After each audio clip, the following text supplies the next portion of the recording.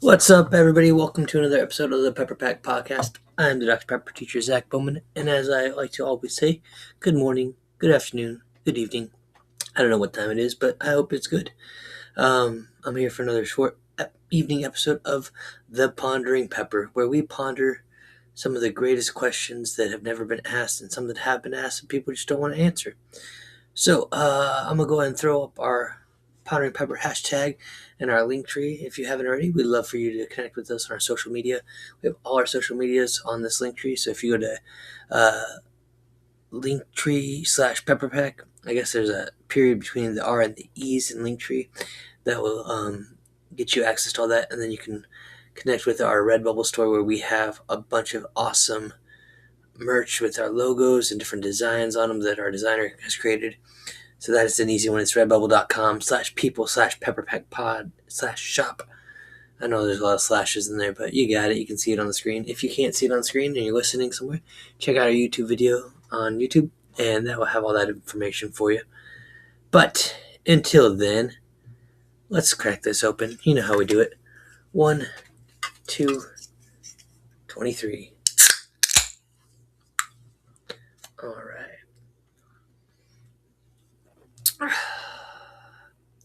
Give me a chance to get this going.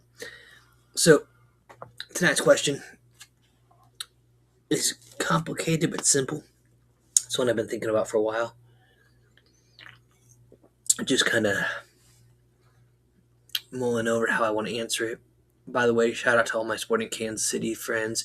I believe we're up 1-0 at halftime. You got a goal in the 45th plus 2 minutes, so second minute of stoppage time, 47th minute. My Apple TV MLS package is expired, so I cannot watch the games anymore, but it hurts me.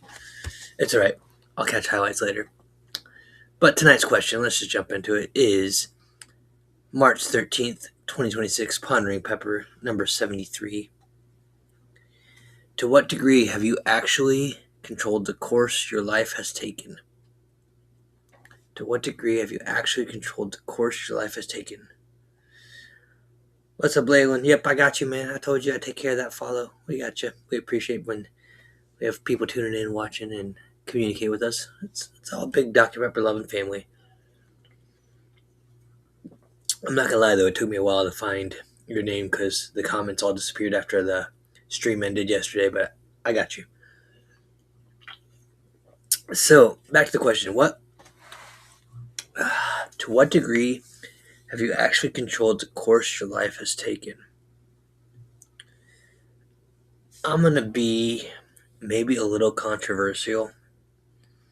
But to answer this question, I think this is you're either going to be like a 0 or 100%. I don't buy this, 50%. I can control some things, but some of the things I couldn't control.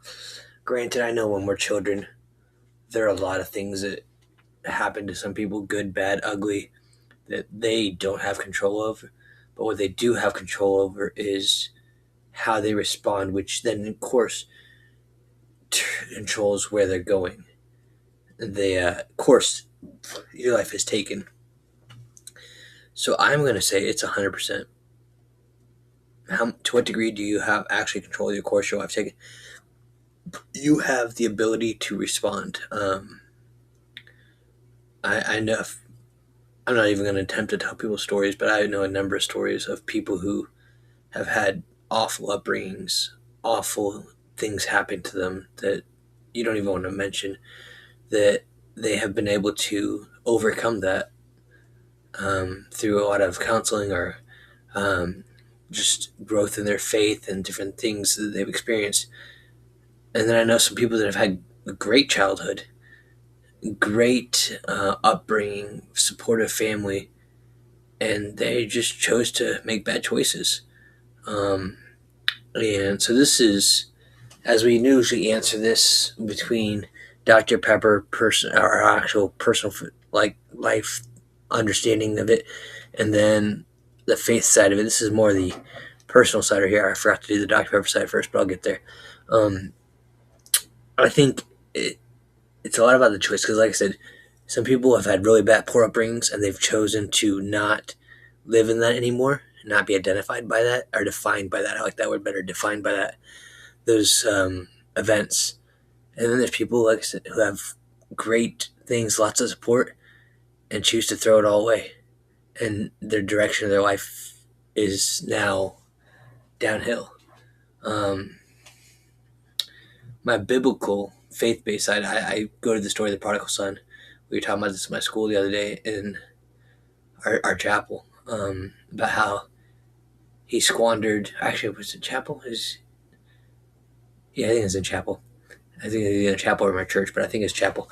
How he had a great life, had a father and brother, had money, but he wanted his inheritance and he wanted it now, like the Veronica chick on Willy Wonka. She wants it now, right? And squandered it, wasted it, living with the pigs, longing for the food that the pigs ate, and realized, hey, I could go home and be a servant and be better off than I am right now, even as a servant in my father's house. But all his choices, affected that. And it went downhill, but then he then made the choice to get out of that pig pen, literally, that slop, and return. But then you have the story of the brothers, because a lot of people miss this part. Like, it is the parable of lost sons, plural, meaning both sons were lost. Because when the son who has been home, who has been with his father, has been doing everything, realizes his brothers come home and everything's being done, he's so mad that why wasn't any of this done for me? And his heart wasn't in the right spot either, and just totally missed the mark, missed the whole purpose of being a part of the family. For him, it was the rewards at the end. It wasn't the moment that he was experiencing at that time. So yeah, and both of those gentlemen, the direction of their life was solely in their power and how they chose to respond to different situations. And that's really, like I was saying, one had perfect, great upbringing and chose to squander his money and went off, and it was going downhill, but then again made that decision to come back home, and it went better for him in the end. Then there's a brother, same upbringing, same choices, chose to stay in his father's house, but was lost nonetheless. And in the end, his anger and jealousy and frustration sent him down a course of negativity. But then we get to our third perspective of Dr. Pepper. To what degree have you actually controlled the course of your life? Now, I love puns, so I'm like, okay, 23 flavors to the 23rd degree, 23%. Oh, let's see, Dr. Pepper should be about 33 degrees, 34 degrees in your fridge, so it's nice and ice cold. It's just starting to get frosty, but that's a hard explanation for people. But I'm going to go 100% on this one as well. I applied to be an ambassador for the Pepper Pack. I made sure I said the things that I believed would get me selected, and which they were true. I wasn't making stuff up. I told them they're not going to find a bigger fan than me. They're not going to find someone as dedicated and passionate as me. Do I have the money to buy everything I want to and be like some of those crazy fans? No. If I did, though, I'd be in trouble. I would probably spend it. And once I got selected, they said, hey, make sure you're posting often so you don't lose your spot. So I made a choice. I was like, hey, I'm going to post every day how much I'm drinking. And after a year of that, I decided to post my collection, hashtag Mr. Bowman's Dr. Pepper Emporium, which is where I'm at right now. And then I started doing the 23 on the 23rd, giving out 23 Dr. Peppers on the 23rd of the month. COVID hit. I had to pivot, use my Zoom teaching skills to create a video where we all got together and just had a good time connecting, and that spawned the idea, or the idea was birthed for the podcast. And so Josh and I started that, and just keeping it going, always looking for ways to keep it going and not just letting this end. And even though after nearly 9.5 years of being an ambassador for Dr. Pepper, when they closed the Pepper Pack, I could have chosen to be like, oh man, this sucks. This is terrible. I'm never drinking Dr. Pepper again. How could they do that to me? I'm choosing to still love Dr. Pepper. I'm choosing to still run the podcast. I'm choosing to still just enjoy the things that I enjoy and not let other people ruin it for me. So, I hope that makes you think a little bit. If there's something that's going on, what can you choose that's maybe not great? What can you do to choose to flip your perspective of that? If things are great, can you continue to keep your eyes focused on where they need to be to keep you going in that right direction? But yeah, just things to think about. I gotta finish this game. I got church in the morning. It's gonna be great. I don't know if you got anywhere to go, but check it out. If you don't got anywhere to go, check out hopechurch.kansas. Or no, it's hope.church.kansas or something like that. You can watch church where I'm at church.